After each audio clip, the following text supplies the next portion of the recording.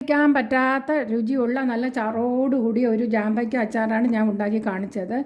കണ്ടോ, ഇത് മാത്രം മതിയായിരിക്കും നമുക്ക് രുചിയോടെ ചോറ് കഴിക്കാൻ വേണ്ടി. പിന്നെ ദോശയ്ക്ക് കഴിക്കാം, ഇഡലി ചപ്പാത്തിയുടെ കൂടെ ഒക്കെ കഴിക്കാൻ പറ്റുന്ന നമ്മുടെ ഒരു ജാമ്പയ്ക്ക അച്ചാറാണ്. ഇത് നിങ്ങൾ കണ്ടു നോക്കണം, തീർച്ചയായിട്ടും കണ്ടു നോക്കുക. ജാമ്പയ്ക്കൊക്കെ വെറുതെ കളയാതെ നമ്മുടെ ഇതൊക്കെ വളരെയധികം ഗുണമുള്ള സാധനങ്ങളാണ്. അതുകൊണ്ട് നമ്മൾ ഇതുപോലെ ഉണ്ടാക്കി നമുക്ക് നോക്കണം. ഹായ് ഫ്രണ്ട്സ്, ഇന്ന് ഞാൻ കാണിക്കാൻ പോകുന്നത് ഈ ജാമ്പയ്ക്ക കൊണ്ടുള്ള ഇവിടെ തിരുവനന്തപുരത്തുള്ളവർ ജാമ്പയ്ക്ക എന്നാണ് പറയുന്നത്. അത് കണ്ടാൽ തന്നെ എല്ലാവർക്കും അറിയാവുന്നതാണ്. നല്ല വെള്ള ജാമ്പയും ചുവന്ന കളറുള്ള ജാമ്പയും കൊണ്ട് ഇതുപോലെ ഉണ്ടാക്കാവുന്നതാണ്. ഇഷ്ടംപോലെ ജാമ്പയ്ക്ക ഉള്ളപ്പോൾ ഇത് മാത്രം മതി. നമുക്ക് ദോശ, ഇഡലി, ചപ്പാത്തി, ചോറ് എല്ലാം കഴിക്കാവുന്നതാണ്. പറഞ്ഞറിയിക്കാൻ പറ്റാത്ത സ്വാദോടു കൂടിയ ഒരു ജാമ്പയ്ക്ക അച്ചാറാണ് ഞാൻ ഉണ്ടാക്കി കാണിക്കുന്നത്. ഓരോ ജാമ്പയ്ക്ക എടുത്തിട്ട്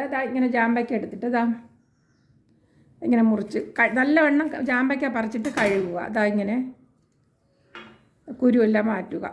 കറുത്ത പൊടിയൊക്കെ ഉണ്ടെങ്കിൽ മാറ്റിയിട്ട് ഈ ജാമ്പയ്ക്ക മുറിച്ച് ഇതിനെ ഓരോ സൈഡും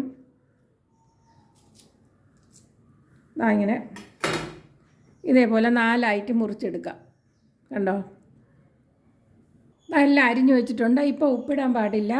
ഇനി ഒരു പാത്രം എടുത്തതിലേക്ക് 1/4 ടേബിൾ സ്പൂൺ കടുകിടാം. ഫ്ലെയിം ഒന്ന് കൂട്ടി വെച്ച് കൊടുക്കാം. കടുക് ഒന്ന് പൊട്ടട്ടെ. കടുകൊക്കെ ചെറുതായിട്ട് പൊട്ടി വന്നിട്ടുണ്ട്. അപ്പോൾ 1/4 ടേബിൾ സ്പൂൺ ഉലുവയിടാം. ഉലുവയിട്ട് ഒരു അര മിനിറ്റ് കഴിയുമ്പോഴേക്കും നമുക്ക് 4-5 വെളുത്തുള്ളി അല്ലി ഇട്ട് കൊടുക്കാം. അതിനോടൊപ്പം 1 ഇഞ്ച് വലുപ്പത്തിൽ ഇഞ്ചിയും കൂടി അരിഞ്ഞിട്ട് കൊടുക്കാം.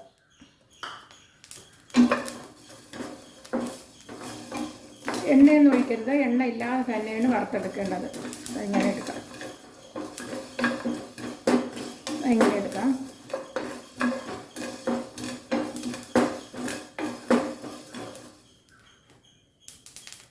ഉലുവ പൊട്ടി കഴിയുമ്പോഴേക്കും നമുക്ക് ഫ്ലെയിം ഓഫ് ചെയ്യാം. ഓഫ് ചെയ്തിട്ടുണ്ട്. ഇതിരുന്ന് തണുക്കട്ടെ. പിന്നെ ഒരു മിക്സിയുടെ ജാറിലോട്ടിട്ട് വയ്ക്കാം. പാൻ തന്നെ, ആ പാത്രം തന്നെ അടുപ്പിൽ വെച്ചിട്ട് ഒരു 4 ടേബിൾ സ്പൂൺ നല്ലെണ്ണ, ഇതേ നല്ലെണ്ണ തന്നെ എടുക്കുക. ഇതേ നല്ലെണ്ണയാണ് നല്ലത്.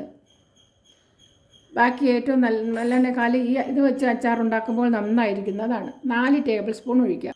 നല്ലെണ്ണ ചൂടായിട്ടുണ്ട്. അപ്പോൾ നമുക്ക് ഫ്ലെയിം കുറച്ച് വെച്ചിട്ട് ഈ ജാമ്പയ്ക്ക ഇട്ട് കൊടുക്കാം. ലോ ഫ്ലെയിമിൽ തന്നെ വയ്ക്കുക. ലോ ഫ്ലെയിമിൽ കിടക്കട്ടെ. ഫ്ലെയിം കൂട്ടാനേ പാടില്ല, ഈ ലോ ഫ്ലെയിമിൽ തന്നെ കിടക്കട്ടെ. നമുക്ക് മിക്സിയുടെ ജാറിൽ കടുക് വൃത്തി അരഞ്ഞു പോകരുത്, ഒന്ന് ചതച്ചെടുക്കുക. കടുക് ഇതുപോലെ കടുക് വൃത്തി അരഞ്ഞ ഒരു കമർപ്പ് വരും. അതുകൊണ്ട് ഒന്ന് കടുക് ചതച്ചാണ് എടുത്തിരിക്കുന്നത്. ഇഞ്ചി, വെളുത്തുള്ളി എല്ലാം കൂടി ഇട്ട് കൊടുക്കുക. അതിൽ തട്ടി കൊടുക്കുക. ഉലുവ ഇതെല്ലാം.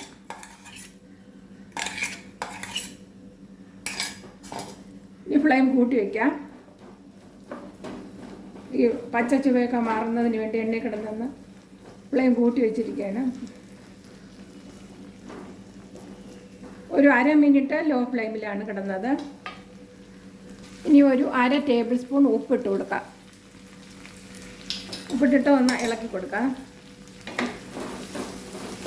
നല്ല മണവും വന്നിട്ടുണ്ട്. നല്ല ഈ ഇഞ്ചി, വെളുത്തുള്ളി, ഇഞ്ചി, ഉലുവ എല്ലാം കൂടിയിട്ടത്. കായിട്ടില്ല, ഇനി കായ ഇടേണ്ടതായിട്ടുണ്ട്. കായം ഒരു 1/4 ടീസ്പൂൺ ഇടാം. 1/4 ടീസ്പൂണാണ് കായ ഇടുന്നത്. ഇത് അടപ്പ് ചെന്ന് വീണ് കൊടുത്തു. കായ ഒരു 1/4 ടീസ്പൂൺ ഇട്ടിട്ടുണ്ട്. കായം 1/4 ടീസ്പൂൺ ഇട്ട് കഴിഞ്ഞാൽ അടുത്തത് നമുക്ക് മഞ്ഞൾപ്പൊടി ഇട്ട് കൊടുക്കാം. മഞ്ഞൾപ്പൊടി ഒരു 1/2 ടീസ്പൂൺ ഇട്ട് കൊടുക്കാം. 1/2 ടീസ്പൂണാണ് മഞ്ഞൾപ്പൊടി ഇടുന്നത്. ഇനി മുളക് പൊടി 1 ടേബിൾ സ്പൂൺ ഇട്ടു. 2 ടേബിൾ സ്പൂൺ ഇട്ടു. ഇനി നമുക്കൊന്ന് 2 ടേബിൾ സ്പൂൺ മുളക് പൊടിയും കൂടി ഇട്ട് ഒന്ന് ഇളക്കി കൊടുക്കാം. മീഡിയം ഫ്ലെയിമിലോട്ട് വയ്ക്കുക. അപ്പം തന്നെ എടുത്ത് കഴിക്കാൻ തോന്നുന്നു. അത്രയ്ക്ക് നല്ല രുചിയോട് കൂടിയ ഒരു അച്ചാറാണ്. ഉണ്ടാക്കുന്നത്. വെറുതെ നമ്മൾ ഇത് ജാമ്പയ്ക്കൊക്കെ തൊഴിഞ്ഞു പോകുന്ന ഇതുപോലെ ഉണ്ടാക്കിയെടുത്താൽ മതി. അത് ഇനി ഒരു പച്ചമുളക് ഇതുപോലെ അരിഞ്ഞിട്ട് കൊടുക്കാം. പച്ചമുളകും കൂടി ഇട്ട് ലോ ഫ്ലെയിമിൽ തന്നെ പച്ചമുളകും കൂടി കിടന്നൊന്ന് വഴറ്റിയിട്ടായിട്ടുണ്ട്.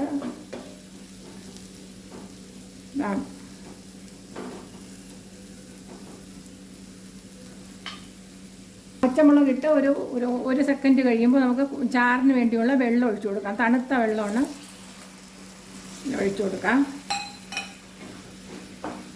ഇപ്പോൾ ഫ്ലെയിം കൂട്ടി വെച്ചിട്ടില്ല, നമുക്ക് ഇനിയൊന്ന് ഫ്ലെയിം കൂട്ടി വെച്ച് കൊടുക്കാം. നല്ല ചാറോട് കൂടിയതാ. ഉപ്പൊക്കെ ഉണ്ടാകുന്ന നോക്കാം നമുക്കൊന്ന്.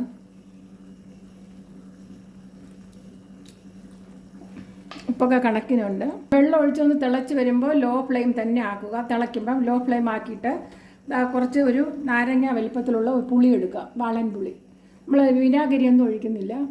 പുളി എടുത്ത് നേരത്തെ വെള്ളത്തിട്ടിരുന്നാൽ നല്ല കുതിർന്ന് കിട്ടുന്നതാണ്. പുളി എടുത്തിട്ടതാണ് ഇങ്ങനെ നല്ലവണ്ണം ഇങ്ങനെ ആക്കിയിട്ട് ഇങ്ങനെ ഒഴിച്ചു കൊടുക്കുക.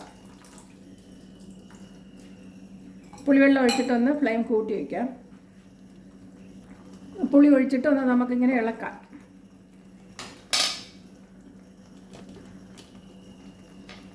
ആക്കുന്നു ഹൈ ഫ്ലെയിമിൽ തന്നെ ഇതൊന്ന്. ഇനി പുളി ഉപ്പൊക്കെ ഉണ്ടാകുന്നൊന്ന് നോക്കാം. ഇനിയിപ്പോൾ ഉപ്പ് കുറച്ചിട്ട് കൊടുക്കണം. ഉപ്പുണ്ടാകുന്ന നോക്കാം. പുളി ഒഴിച്ച് അരണം കുറച്ച് ഉപ്പ് ആവശ്യമുണ്ട്, നോക്കാം. ഇനി കുറച്ച് ശകലം ഉപ്പിടേണ്ടതായിട്ടുണ്ട്. തിളച്ച് വരുമ്പോൾ ഒരു 1/2 ടീസ്പൂൺ ഉപ്പിട്ട് കൊടുക്കാം.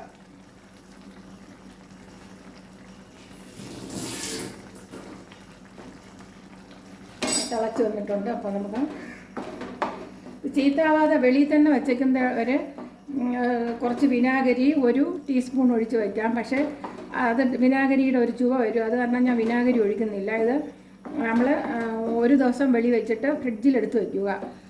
തണുത്തതിന് ശേഷം കുപ്പിയിലാക്കി ഒരു ദിവസം വെച്ചിട്ട് പിന്നെ ഫ്രിഡ്ജിലെടുത്ത് വയ്ക്കുക. ആവശ്യത്തിന് രാവിലെ നമ്മൾ എണീക്കുമ്പോൾ തന്നെ ആവശ്യത്തിനെടുത്ത് വെളി വെച്ച് നമുക്ക് ഉപയോഗിച്ച് കഴിക്കാവുന്നതാണ്. വിനാഗിരി ഒന്നും ഒഴിക്കേണ്ട കാര്യമില്ല. ദോശയ്ക്കായാലും ചപ്പാത്തിക്ക്, ചോറിനൊക്കെ ഈ ഒരു കറി നല്ല പുളിവും എരിവും എല്ലാം ഉള്ള നല്ലൊരു കറിയാണ്. തിളച്ച് വന്നിട്ടുണ്ട്. നമുക്ക് ഫ്ലെയിം ഓഫ് ചെയ്യാം. ഇനി ഇതിനോടൊപ്പം തന്നെ നല്ല ടേസ്റ്റ് കൂടുന്നതിന് വേണ്ടി നമുക്കൊരു കാര്യം ഉപയോഗിക്കേണ്ടതായിട്ടുണ്ട്. ശർക്കര പൊടിച്ചത് ഒരു ടീസ്പൂൺ ഇട്ട് കൊടുക്കാം. ശർക്കര പൊടിച്ചതും കൂടി ഇട്ട് ഒന്ന് ഇളക്കാം. ഫ്ലെയിം ഒന്നും ഇനി ഓൺ ചെയ്യേണ്ട കാര്യമില്ല. ശർക്കര ഇതിൽ കിടന്ന് അലിഞ്ഞോളും. ശർക്കര പൊടി ഇല്ലാത്തവർ ഒന്ന് നേരത്തെ ഇതിടുമ്പോഴേ നേരത്തെ ഇട്ട് കൊടുക്കുക. കല്ലില്ലാത്ത ശർക്കര ആയിരിക്കണം. ശർക്കരപ്പൊടി വാങ്ങാൻ കിട്ടും കടയിൽ. കല്ലില്ലാത്തത് ചോദിച്ച് വാങ്ങുക.